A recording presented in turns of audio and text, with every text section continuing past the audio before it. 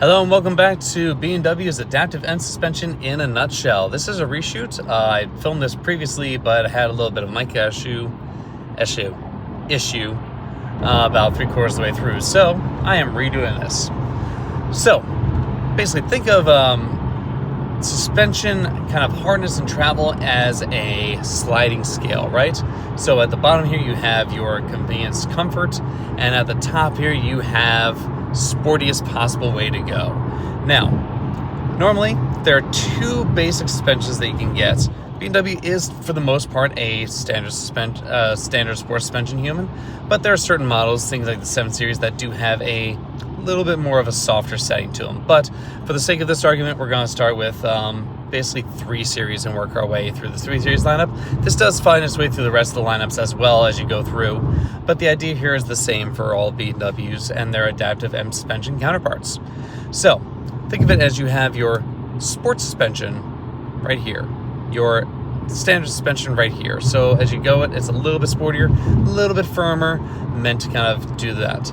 Then when you have your M adaptive suspension, that now gives you two options, straddling between the options of sport and kind of comfort. So a little bit sportier than sport suspension and a little bit softer than the comfort suspension that's normally found on the vehicles.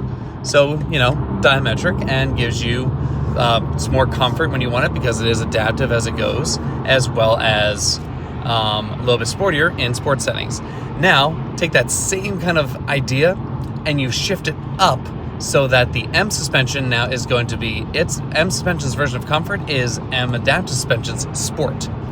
So that gives you an idea of that, so it only gets sportier and sportier, and then of course you have the MCS, M3CS, all the way at the top there doing its thing as the track version.